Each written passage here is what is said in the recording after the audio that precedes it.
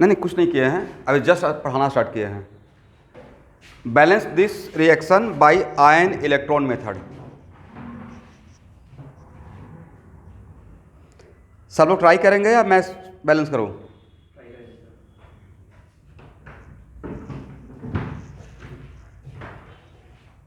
हाँ तो बनाइए।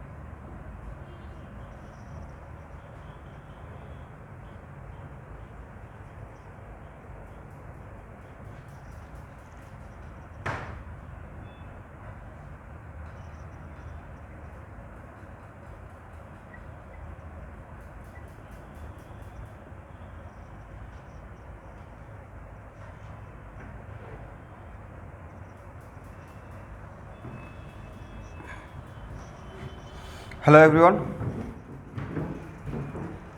देखिए तो ये पहला जो मैंने OH को बैलेंस किया है वो सही है, ठीक है। और सेकंड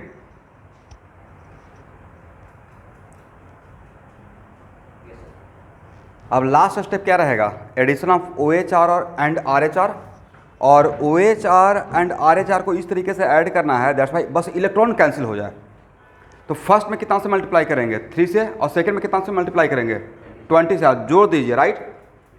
और ऐड करने के बाद समटाइम्स ऐसा रहेगा कि लेफ्ट हैंड साइड में भी वाटर रहेगा, राइट हैंड साइड में भी वाटर रहेगा। तो क्या करना है, लास्ट में एडजस्ट कर देना है। ये हो पाएगा? समटाइम्स ऐसा भी हो सकता है कि लेफ्ट हैंड साइड में भी H+ रहेगा, राइट हैंड साइड में भी रहेगा। तो क्या करना है, ओवरऑल देख लेना है। लेफ्ट हैंड साइड में 50 रहा और राइट हैंड साइड में 30 रहा, तो लेफ्ट हैंड साइड में 20 रखेंगे। तो ए स्टेप हो पाएगा आप लोग से लास्ट में। ए स्टेप के बाद भी बचेगा क्या कर, ऐसा नहीं करना है कि राइट हैंड साइड में वाटर रखना है और लेफ्ट हैंड साइड में भी किसी एक तरफ रखना है, ठीक है। ऐसा नहीं करना है कि लेफ्ट हैंड साइड और राइट हैंड साइड दोनों तरफ H+ रखना है। आपको ओवरऑल तो पता चल पाएगा ना, something like that 5B and 3B। तो ओवरऑल क्या लिखिएगा 2B लेफ्ट हैंड साइड में, राइट।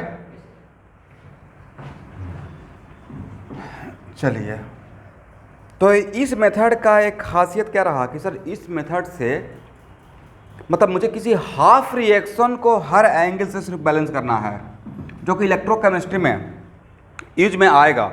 तो क्यों आएगा, तो जब इलेक्ट्रोकेमिस्ट्री पढ़ाएंगे स्टूडेंट तो इलेक्ट्रोकेमिस्ट्री में हाफ रिएक्शन का भी EMF निकालना रहता है। EMF इलेक्ट्रोमोटिव फोर्स, जिसको हम लोग बोलते हैं पोटेंशियल ऑफ हाफ सेल। तो वहाँ पे हाफ रिएक्शन भी बैलेंस करना रहेगा, तो वहाँ पे हम लोग को ये मेथड हेल्प करेगा। ओके,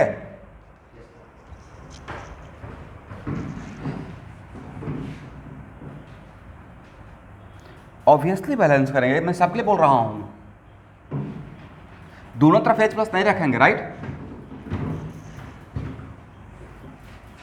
ये मैं सारे केमिकल सब्सटेंस के लिए बोला कि अगर दोनों तरफ रहेगा लेफ्ट हैंड साइड और राइट हैंड साइड, तो दोनों तरफ रखना है या ओवरऑल नेट रखना है, ओवरऑल नेट रखेंगे, राइट।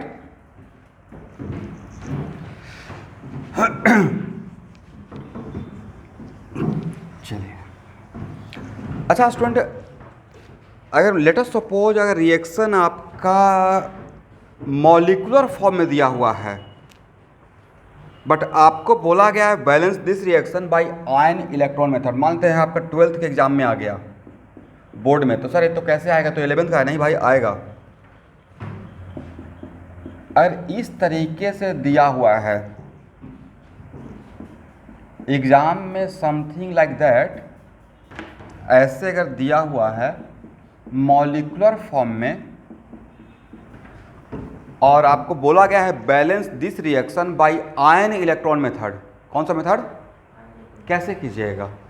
तो सर जब आयन इलेक्ट्रॉन मेथड में बोला गया है तो सबसे पहले वी विल ट्राई कि आयन में कौन कौन आयन में कन्वर्ट हो सकता है, उसको कन्वर्ट कर लेंगे, राइट। तो कौन कौन आयन में कन्वर्ट हो सकता है, जिंक तो होगा नहीं, तो जिंक को तो जिंक ही रखना पड़ेगा।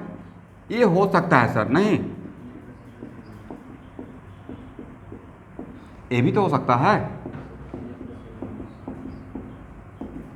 और ये भी हो सकता है, करेक्ट। अमोनिया हो सकता है, अमोनिया नहीं हो सकता है, राइट। तो अमोनिया को अमोनिया ही रहने दीजिएगा, अब वाटर को वाटर ही रहने दीजिएगा। अब देख लीजिए कि who is responsible for this redox reaction, वो देख लेंगे। मतलब कहने का सेंस है identify oxidising agent and reducing agent, ठीक है ना। तो सर ए तो रहेगा रिड्यूसिंग एजेंट और ए रहेगा ऑक्सीडाइजिंग एजेंट, बाकी किसी में चेंज हो नहीं रहा है। देखिए तो मैंने सही बोला या गलत बोला,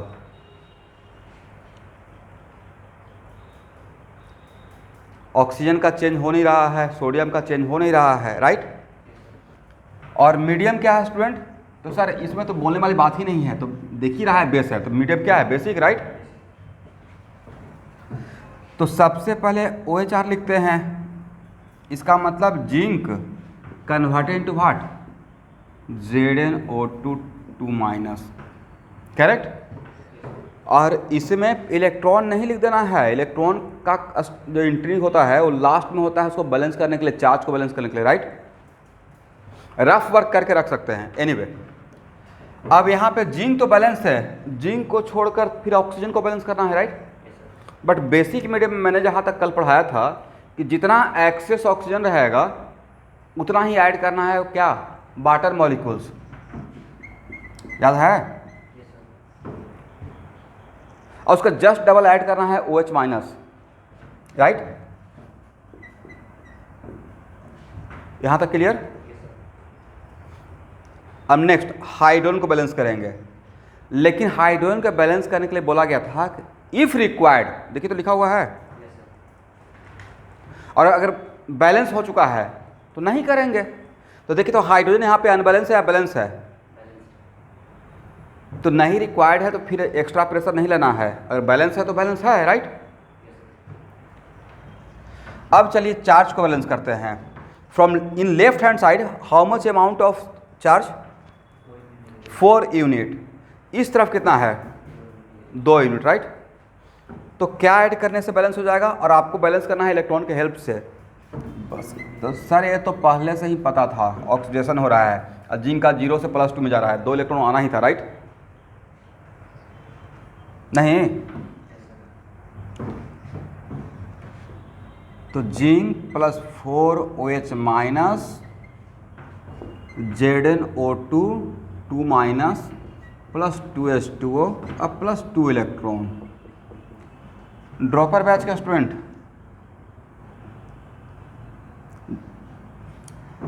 आज आपका क्लास स्टार्ट नहीं किया, उसके एकदम सही बात बताता हूँ, ठीक है। एक्चुअली कल संडे का क्लास मेरा बहुत हेक्टिक रहता है, सुबह भी 2-3 क्लास रहता है, शाम में तो आपका देखते ही हैं 2 क्लास रहता है, 4 से 4:30 से स्टार्ट हो जाता है, 8:30 तक चलता ही है। और मेरा बिल्कुल मन था, बट बहुत कम ऐसा होता है, जिसमें कल भी आज भी ऐसा हो गया। मैं 9 बजे 8:45 या 9 में उठा ही, और मैं किसी को बताया नहीं था कि मेरा क्लास है। मिला कि उठ कॉन्फ्रेंस था कि उठ जाएंगे, और नहीं, और उसके बाद देखे कि हाफ एन आवर में उठ कर आ नहीं पाऊँगा। अब एक ही उपाय था, कल से स्टार्ट करते हैं।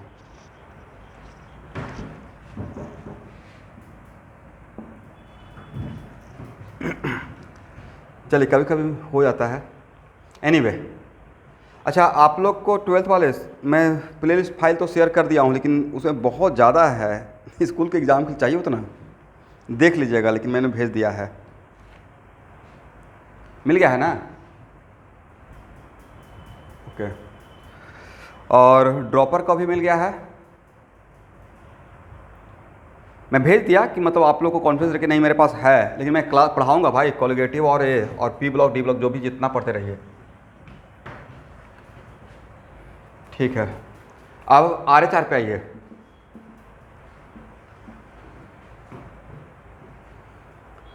NO3- converted to what, NH3। तो जिसका चेंज हो रहा है नाइट्रोजन का, वो तो बैलेंस है। अब आते हैं ऑक्सीजन को बैलेंस करते हैं। तो ऑक्सीजन इस तरफ 3 है, इस तरफ 0 है, तो इस तरफ एक्सेस है, और मीडियम बेसिक है। इसका जस्ट डबल क्या ऐड करेंगे, 6 OH-। देखिए तो यहाँ तक करेक्ट है। अब हाइड्रोजन को बैलेंस करेंगे, क्या हाइड्रोजन बैलेंस है, सर नहीं है। इस तरफ 6 है, इस तरफ 9 है, राइट। तो जितना एक्सेस था उतना ही OH- डालना था, राइट, और उतना ही वाटर मॉलिक्यूल अलग साइड। Is it correct.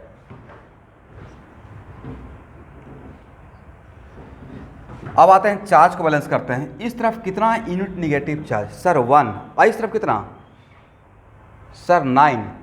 कितना यूनिट निगेटिव चार्ज डिफिशियंट है लेफ्ट हैंड साइड में, तो सर 8। इसको ऐड कर दीजिए, ये तो ऐसे कल भी एग्जाम्पल लिए थे, तो हो जाएगा NO3- +6H2O अब +8 electron converted to what, NH3 अब +9 OH-। अब लास्ट में क्या करना है देखिए तो सर, इक्वेशन फर्स्ट और सेकंड को इस तरीके से ऐड करें कि इलेक्ट्रॉन आपस में कैंसिल आउट हो जाए, राइट। तो ऑब्वियसली इक्वेशन फर्स्ट में 4 से मल्टीप्लाई करके ऐड कर दीजिए। एक काम कर सकते हैं, last step, first into 4 plus second, right. उसके बाद 1 मिनट, उसके बाद भी आपको रुकना पड़ेगा। उसके बाद क्या करना है, बाटर लेफ्ट हैंड साइड में भी और राइट हैंड साइड में भी, तो अच्छा दिखेगा। तो उस टाइम पे एडजस्ट करना है, right. OH minus left hand side में भी और राइट हैंड साइड में अच्छा दिखेगा। तो ओवरऑल OH माइनस किधर रहेगा वो देख लेना है। तो मुझे लगता है कि बाकी तो आप समझ में आ गया कि अगर मॉलिक्यूलर फॉर्म में भी रहेगा तो उसको आयनिक फॉर्म में कन्वर्ट कर लीजिएगा। और कन्वर्ट करने के लिए आप देख पाएंगे ना कि कौन सा कटायन बनेगा, कौन सा आनायन बनेगा, वो आपको देखना पड़ेगा, ठीक है। इसे सो मेनी टाइम्स ऐसा हो सकता है, अगर मेंशन कर दिया गया, चूंकि आई डोंट नो कि मेंशन किया जाएगा नहीं किया जाएगा, अगर मेंशन कर दिया गया balance this reaction by ion electron method, तो first of all make it ions, without forming ion you can not balance, right. इसको हटाएं।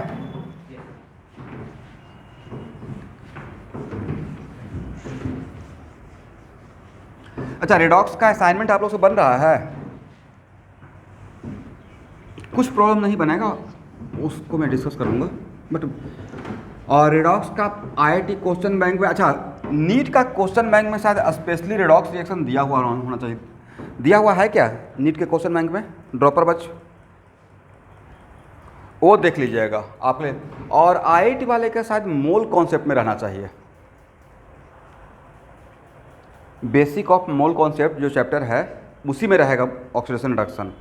क्योंकि जहाँ तक मुझे ख्याल है कि जो सीक्वेंस है इसको रेडॉक्स वाला पार्ट को मोल कॉन्सेप्ट सेकंड बोला जाता है, जिसमें equivalent weight, law of chemical equivalence या वॉल्यूमेट्रिक सब आ जाता है, ठीक है।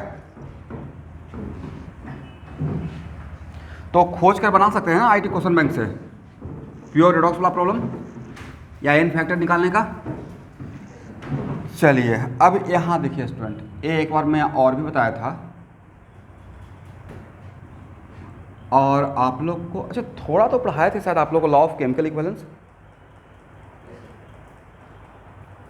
ऐसे मैं वॉल्यूमेट्रिक से पहले फिर से एक बार केमिकल इक्विवेलेंट का क्वेश्चन करवा लूँगा, ठीक है, और पढ़ा भी दूंगा। ज़्यादातर एक क्लास का बात है, लेकिन वॉल्यूमेट्रिक में टाइम लगेगा। वॉल्यूमेट्रिक जिसको नाम है टाइट्रेशन, उसका थ्योरी है 2 आवर का, बट प्रॉब्लम तो भाई उसका प्रॉब्लम 20 क्लास भी लेंगे तो कम पड़ जाएगा।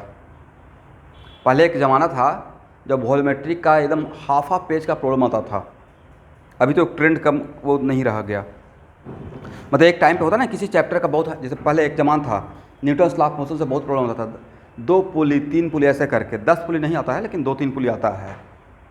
बट ट्रेंड के साथ अभी के ट्रेंड में जो है वो उसमें ऑड जो चैप्टर रहता है, समथिंग लाइक सरफेस केमिस्ट्री हो गया या chemistry day to day life हो गया, और जो चैप्टर है जिस पे लोग कम, या सेमीकंडक्टर हो गया जिस पे लोग कम फोकस करते हैं, उससे भी क्वेश्चन डाल दिया जाता है, तो उसको भी हम लोग को देखना है। तो बोलिए लॉ ऑफ केमिकल इक्विवेलेंस क्या है?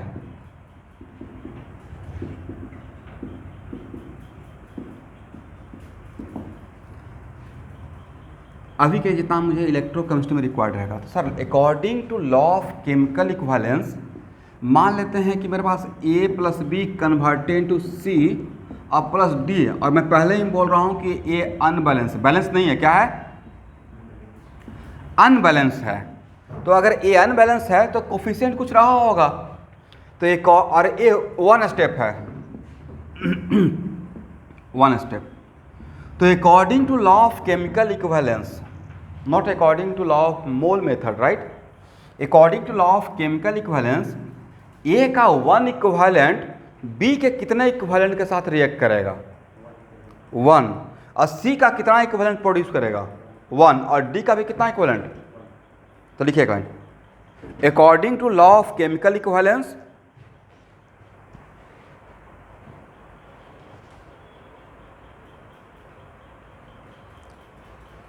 It is very important to note that मैं इसको अनबैलेंस बोला हूँ, इसका मतलब है इसका कुछ कोफिशिएंट है जो कि मुझे नहीं पता है, right.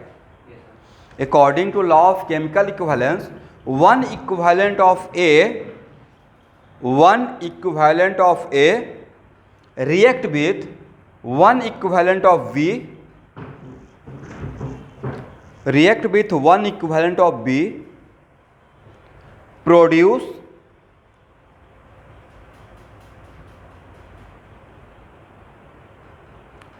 one equivalent of C, produce one equivalent of C,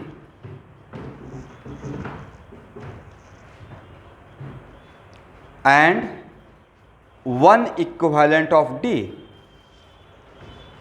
and one equivalent of D.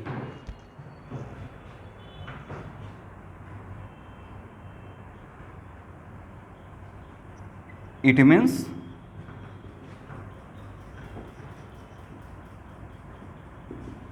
number of equivalent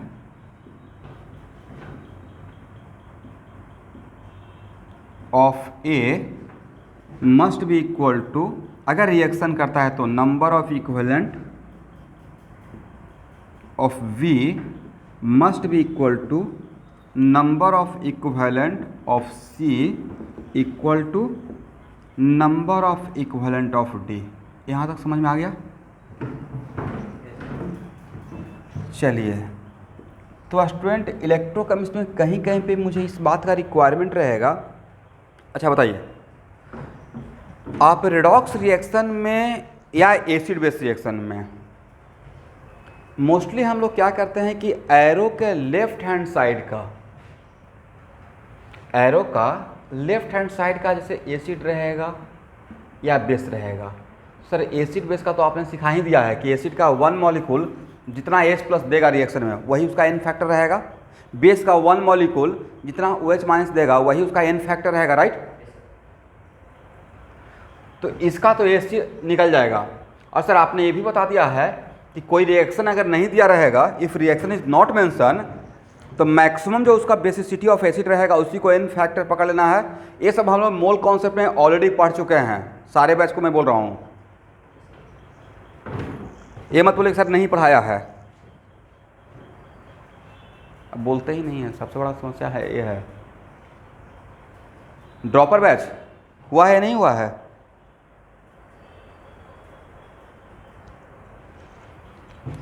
चलिए, तो नेक्स्ट है कि अगर आप एसिड बेस का हो गया तो सर निकल जाएगा। रेडॉक्स का भी हम लोग क्या कर रहे हैं, रेडॉक्स का कर रहे हैं कि सर एक तो पता है कि यहाँ पे ऑक्सीडाइजिंग एजेंट और अगर रिड्यूसिंग एजेंट वो तो आइडेंटिफाई करना ही पड़ेगा, और OA और RA का तो निकल जाएगा, राइट। निकलेगा या नहीं निकलेगा? नहीं निकले तो फिर से पढ़ाना स्टार्ट कर दूंगा। तो OA एंड RA का निकल जाएगा, बट सर अगर राइट हैंड साइड का निकालना रहेगा ऑक्सीडाइज प्रोडक्ट या reduce product, oxidise product and reduce product का, तो सर प्रोडक्ट तो राइट हैंड साइड में रहेगा, राइट। तो भाई इलेक्ट्रोकेमिस्ट्री में दो प्लेट है जिसका नाम है कैथोड और एनोड, उस पर जो डिपॉजिट होगा, डिपॉजिट जो होगा वो तो रिएक्शन का रिजल्ट रहेगा ना, और जो डिपॉजिट होगा वो या तो ऑक्सीडाइज प्रोडक्ट रहेगा नहीं तो रिड्यूस प्रोडक्ट रहेगा। कैथोड पे क्या डिपॉजिट होगा? सर आपने सिखाया कैथोड पे ऑलवेज रिडक्शन होता है, राइट। तो कैथोड पे तो ऑलवेज रिड्यूस प्रोडक्ट रहेगा, अब रिड्यूस प्रोडक्ट तो मैरो के राइट हैंड साइड में है। तो सो मेनी टाइम्स हम लोग को number of equivalent of reduce product चाहिए, और number of equivalent of reduce product, तो उस केस में हम लोग को इसका भी एन फैक्टर का रिक्वायरमेंट हो सकता है, राइट। तो सर इसका एन फैक्टर का रिक्वायरमेंट हो सकता है, तो हम लोग तो यहाँ से भी तो कर सकते हैं, number of equivalent of this और number of equivalent of oxidising agent must be equal to number of equivalent of reducing agent must be equal to number of equivalent of oxidized product must be equal to number of equivalent of। तब अब जो मैं बात बोल रहा हूं वो electrochemistry पढ़ाने के पॉइंट ऑफ व्यू से बोल रहे हैं, ओके। चलिए, इलेक्ट्रोकेमिस्ट्री स्टार्ट नहीं हुआ, जस्ट उसके पॉइंट ऑफ व्यू से वहां पे हम लोग को थोड़ा हेल्प हो जाएगा। ऑक्सीडाइजिंग एजेंट अब प्लस रिड्यूसिंग एजेंट, करेक्ट।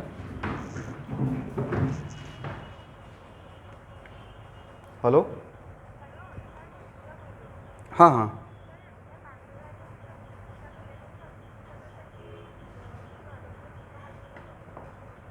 हाँ हाँ, नहीं actually concept of physical chemistry ही है, फंडामेंटल नहीं है, कॉन्सेप्ट ऑफ फिजिकल केमिस्ट्री है।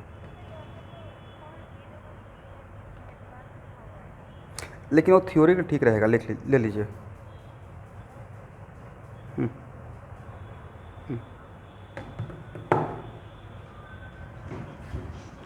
यहाँ देखिए,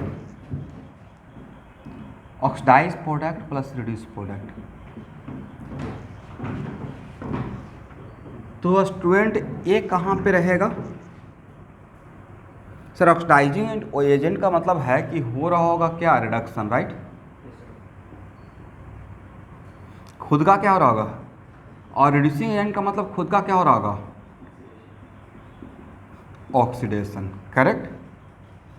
और एक किस प्लेट पे हो रहा होगा, कैथोड पे।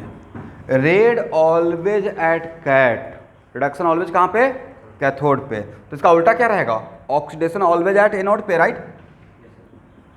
चाहे कोई भी सेल हो, सेल दो टाइप का होता है, एक चार्ज करने वाला है, एक चार्जिंग, एक डिस्चार्जिंग। जब पावर कट हो जाता है तो हम लोग के यहाँ जो इन्वर्टर रहता है वो क्या डिस्चार्जिंग मोड में आ जाता है, पावर आ जाता है बाहर से, तो चार्जिंग। तो वो दो टाइप का बिहेवियर शो करता है। Chemical energy converted to electrical energy कब होता है, वो जो कोई भी बैटरी जो चार्ज होता है, तो चार्ज का मतलब एनर्जी स्टोर कर रहा है, कैसे? एक्चुअल में बाहर से जो इलेक्ट्रिसिटी है उसको केमिकल एनर्जी में कन्वर्ट कर लेता है। अब बाद में जब डिस्चार्ज होता है तो केमिकल एनर्जी किस में कन्वर्ट होता है, इलेक्ट्रिकल एनर्जी। और जब चार्ज होता है तो electrical energy convert into chemical. तो क्या होता है वो बाद में पढ़ेंगे यहाँ पे। बट जो भी हो, किसी भी टाइप का, दो टाइप का सेल होता है, एक होता है इलेक्ट्रोलिटिक सेल, इलेक्ट्रोलिटिक सेल में electrical energy converted to chemical. एक होता है इलेक्ट्रोकेमिकल सेल जिसका दूसरा नाम गैल्वेनिक सेल, तीसरा नाम वोल्टाइक सेल, और स्पेशल एक नाम था जहाँ से हम लोग स्टडी स्टार्ट करेंगे, डैनियल से, राइट? तो उसमें क्या होता है, chemical energy converted to electrical. तो whatever the nature of the cell, always cathode पे रिडक्शन होगा, करेक्ट, और ऑलवेज एनोड पे ऑक्सीडेशन होगा। हो गया यहाँ तक? तो भाई according to law of chemical equivalence क्या हम लोग नहीं बोल सकते हैं, number of equivalent of oxidising agent must be equal to number of equivalent of reducing agent must be equal to number of equivalent of oxidized product must be equal to number of equivalent of reduced product। क्या आप लोग agree हैं? This is the law of chemical equivalence, right? ये overall तो add करेंगे ना, this is the addition of OHR plus RHR, राइट? तो OHR RHR ऐड करने के बाद ये तो लॉ ऑफ केमिकल इक्विवेलेंस है कि इसका एक इक्विवेलेंट से इसका एक इक्विवेलेंट बनेगा, और इसका वन इक्विवेलेंट और इसका वन इक्विवेलेंट प्रोड्यूस होगा, करेक्ट? ये कहाँ पे प्रोड्यूस होगा सर? ए तो एनोड पे प्रोड्यूस होगा ना, अरे कहाँ पे प्रोड्यूस होगा, कैथोड पे, राइट? बट किसी भी प्लेट पे, दोनों अलग अलग प्लेट है, बट ये तो बोलना पड़ेगा ना, number of equivalent of oxidising agent must be equal to number of equivalent of reducing agent must be equal to number of equivalent of oxidised product must be equal to number of equivalent of what, reduce product. किसी को problem? तो एक तो तरीका ये है कि cathode और एनोड पे कितना इक्विवेलेंट प्रोड्यूस हुआ वो निकल जाएगा, right? But so many times हम लोग को इस बात का रिक्वायरमेंट रहेगा। यहाँ देखिए, यहाँ तक आइए,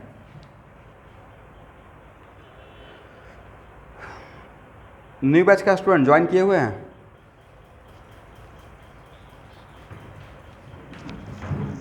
यहाँ तो कोई प्रॉब्लम?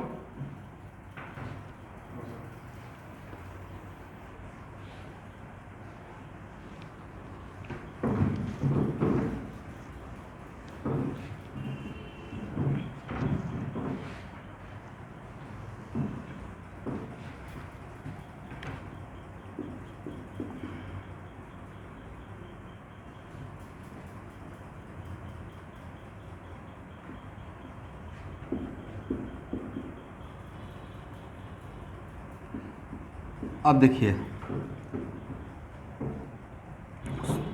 कुछ टाइम ऐसा रहेगा कि मतलब हम लोग रिएक्शन को बैलेंस कर सकते हैं, मतलब इतना आसान रिएक्शन रहेगा कि we can balance the reaction. तो मान लेते हैं कि कोई एक रिएक्शन बैलेंस है, ठीक है स्टूडेंट, या बैलेंस नहीं भी है, ध्यान से सुनिएगा, रिकॉर्ड भी हो रहा है। अगर बैलेंस नहीं भी है तो उसको बैलेंस कर लीजिए। किस पर्पज़ के लिए? तो सर लेफ्ट हैंड साइड का एन फैक्टर निकालने का, एरो के लेफ्ट हैंड साइड का तो मेथड हम लोग के पास है, क्योंकि इलेक्ट्रोकेमिस्ट्री में या तो ये क्या रहेगा, ऑक्सीडाइजिंग एजेंट, नहीं तो रिड्यूसिंग एजेंट। बट भाई अपार्ट फ्रॉम ऑक्सीडाइजिंग एजेंट और reducing, apart from O and R A, कुछ और भी तो एग्जिस्ट करता है। क्या सारा केमिकल सब्सटेंस ऑक्सीडाइजिंग एजेंट और रिड्यूसिंग एजेंट ही रहेगा? वो तो कोई एक पार्टिकुलर कंपाउंड रहेगा। Apart from that oxidise product है, रिड्यूस प्रोडक्ट है, राइट। तो मुझे उसका एग्जैक्टली एन फैक्टर चाहिए। तो उसके लिए मैं एक शॉर्टकट ट्रिक देता हूँ। उस टाइम के लिए उस रिएक्शन को बैलेंस कर लेना है। क्या करना है? बैलेंस।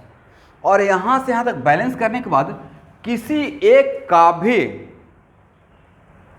एक कोफिशिएंट क्या इंडिकेट करता था सर? कोफिशिएंट इंडिकेट करता है रिएक्शन होने का तरीका according to mole, right. Reaction होने का तरीका अकॉर्डिंग टू मोल। लेकिन अगर आप रिएक्शन को बैलेंस कर लेते हैं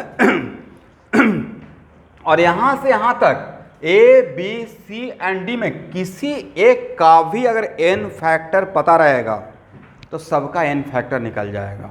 ऐसा मैं बात सिखाया होगा, और नहीं सिखाया तो सीखिए। तो बोलिए यहाँ पे कोफिशिएंट कितना है स्टूडेंट? सर इसका तो 2 है, इसका 4 है, इसका 3 है, इसका 6 है, राइट। और कोफिशिएंट क्या इंडिकेट करता है? फिर से बोलिए तो। अकॉर्डिंग टू मोल। इसका मतलब है कि ए भी तो एक हो सकता है। मैंने ए नहीं बोला कि इट इज़ नॉट कंपलसरी कि ऑलवेज ए का 2 मोल लेंगे, बट ये तो पॉसिबिलिटी हो सकता है ना कि ए का 2 मोल भी ले सकते हैं। बोलेंगे नहीं, हाँ ना, कुछ नहीं बोलते हैं। मैंने ये नहीं बोला शाहबाज कि इसका 2 मोल ही लेंगे, बट ऐसा तो हो सकता है ना कि it might be it is 2 mole, chance की बात है। तो कोफिशिएंट 2 है, 4 है, 3 है, 6 है, क्या इंडिकेट करेगा सर? इसका 2 मोल, इसका 4 मोल, इसका 3 मोल, इसका 6 मोल, करेक्ट। और लॉ ऑफ केमिकल इक्विवेलेंस तो ऑलवेज वैलिड रहेगा, चाहे जितना मोल लीजिए, उस पर तो कोई रिस्ट्रिक्शन नहीं है। मान लेते हैं कि एन फैक्टर ए का पता है मुझे, ये पता होगा कि एन फैक्टर ए का 3 है, अब बाकी किसी का नहीं पता है। तो भाई this into this equal to कितना? और this into this is what? Number of equivalent. This क्या है? ए क्या है? कोफिशिएंट तो नंबर ऑफ मोल ही तो है। तो this into this equal to what? Number of equivalent. तो ए का अगर नंबर इक्विवेलेंट 6 है तो बी का भी नंबर ऑफ इक्विवेलेंट 6 ही होना पड़ेगा, राइट। तो 4 को कितना से मल्टीप्लाई करेगा 6 आ जाए? 1.5। तो नहीं लग, बी का एन फैक्टर निकल गया। और सी को भी तो आप सुनते नहीं है शुभांकर, सबसे बड़ा बात यह है। आप बीच में आगे बढ़ने के बाद फिर पीछे मुझे लेकर आते हैं। पूरा बात से थोड़ा सा रिवाइंड करके सुनिएगा तो मैंने कहीं पे कुछ मिस किया क्या?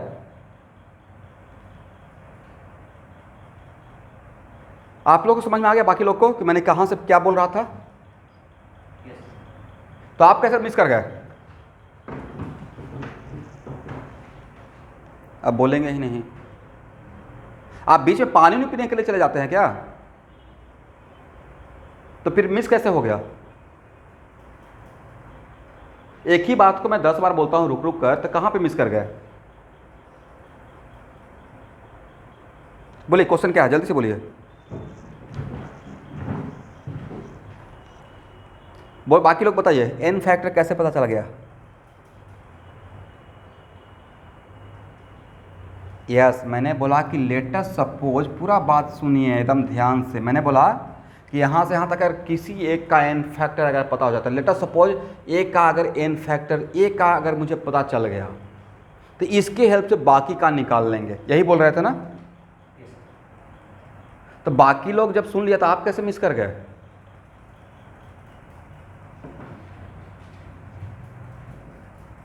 एकदम ध्यान रखना है मैं क्या बोल रहा हूँ। बोलिए फिर से, मैं आपको समझा रहा हूँ। मैंने बोला कि यहाँ पे मैंने इसको बैलेंस कर लिया, अगर अनबैलेंस भी रहेगा तो बैलेंस कर लेंगे। किस पर्पज़ के लिए? ये मुझे प्रॉब्लम कहाँ पे होगा, ओ ए एंड आर ए का तो पता चल जाएगा, उसका मैंने आपको फार्मूला पढ़ा दिया, alpha into by minus x, right. O A R A का पता चल जाएगा, एसिड का बेस का भी पता चल जाएगा, बट बाकी सब का जो प्रोडक्ट साइड में रहेगा, एरो के राइट हैंड साइड में, इट माइट भी उसका रिक्वायरमेंट आपको हो एन फैक्टर का, बट पता नहीं चले, तो उस टाइम पे क्या करना है, रिएक्शन को बैलेंस कर लेना, राइट। अब बैलेंस करने के बाद पक्का डैम से 200% गारंटी है किसी ना किसी का पता रहेगा, ऐसा तो होगा ही नहीं कि किसी का नहीं पता है। तो लेट अस सपोज ए का एन फैक्टर मुझे पता हो गया, इसका एन फैक्टर 3 है, लेट अस सपोज बोल रहा हूँ, ये नहीं कैसे पता चलेगा, लेट अस सपोज मैंने पता कर लिया, तो सर कैसे पता चलेगा, तो आपको भी पता चल जाएगा रिएक्शन के बाद, ये तो पता रहेगा ना कि ए ओ ए है या आर ए है। तो अगर ऑक्सीडाइजिंग एजेंट रहेगा, मतलब खुद का रिडक्शन हो रहा है, तो total number of gain of electron नहीं निकाल लेंगे, अल्फा वाला मेथड से, alpha into by minus x का मॉडुलस। चलिए, तो अगर ए का पता है, अरे बैलेंस है, तो 2 इंटू 3, 2 क्या था सर, नंबर ऑफ मोल है, कोफिशिएंट तो नंबर ऑफ मोल ही बताता है, राइट। तो 2 into 3 equal to what, 6, right. तो अकॉर्डिंग टू लॉ ऑफ के number of mole into n factor क्या होता है, जरा बोलिए। Yes, number of equivalent. और लॉ ऑफ केमिकल इक्विवेलेंस क्या है, law of chemical equivalence state that total number of equivalent of each substance are equal, चाहे रिएक्टेंट साइड हो या प्रोडक्ट साइड हो, राइट। तो जितना नंबर ऑफ इक्विवेलेंट ए का होगा उतना ही बी का होना पड़ेगा। तो भाई ए का 6 है तो बी का भी तो 6 होना पड़ेगा, तो बी का 6 होने के लिए इस 4 को कितना से मल्टीप्लाई करके 6 हो जाए, निकाल लीजिएगा, 1.5। तो ये 1.5 क्या रहेगा, तो कोफिशिएंट मतलब मोल था, तो 1.5 एन फैक्टर रहेगा, राइट। और इसका भी तो 6 होना पड़ेगा, इसका भी 6 होना पड़ेगा, इसको 3 को कितना से मल्टीप्लाई करें सर, 2 से, मतलब सी का एन फैक्टर निकल गया, राइट। और डी को कितना से मल्टीप्लाई करें स्टूडेंट, सर 1 से कीजिए। तो किसके हेल्प से किसका निकाल लिए सर, किसी एक का पता रहेगा, चाहे वो ए का नहीं सी का ही पता रहता, तो क्या ए बी और डी का नहीं निकलता, सबका निकलता। इसका एडवांटेज ये रहेगा कि सो मेनी टाइम्स आप प्रोडक्ट साइड के सब्सटेंस का कैपेबल नहीं रहेंगे, क्योंकि मैं आपको ओ ए और आर ए तो निकाला हूँ, बट ऑक्सीडाइज प्रोडक्ट और रिड्यूस प्रोडक्ट का तो नहीं सिखाया हूँ। तो वहाँ पे अगर निकालना रहेगा तो क्या इसके हेल्प से निकल जाएगा सर, पक्का निकल जाएगा। Number of equivalent of cathode must be equal to number of equivalent of anode, यही तो रूल है लॉ ऑफ केमिकल इक्विवेलेंस का, करेक्ट। तो इस टाइप का कहीं पे अगर मुझे रिक्वायरमेंट रहेगा तो अगर मैं वहाँ पे डायरेक्टली यूज करूँगा, वहाँ पे फिर से एक बार बोलूँगा, बट आप तो पकड़ लेंगे ना कि सर ने ऐसा सिखाया है। अरे मैंने कहाँ सिखाया, एक from law of chemical equivalence, right. तो मुझे लगता है कि इतना से मेरा काम चल जाएगा। तो नेक्स्ट संडे स्टार्ट करूँगा इलेक्ट्रोकेमिस्ट्री, ठीक है। और एवरीवन थर्मोकेमिस्ट्री थर्मोडायनामिक्स खत्म होने के बाद फिर दोनों क्लास रहेगा आपका 12th, पहले मैं 12th का सिलेबस को फिनिश करूँगा, आफ्टर जितना भी 12th का like chemical kinetics, electrochemistry, colligative property of solution, solid state and coordination compound, इन सारे टॉपिक को फिनिश करने के बाद तब मैं फिर कवर करूँगा chemical equilibrium and ionic equilibrium and volumetric and equivalence, volumetric and law of chemical एक साथ, ठीक है, 3 चैप्टर तब कवर करूँगा, होगा। चलिए मैं हूँ लाइन पे, बोलिए।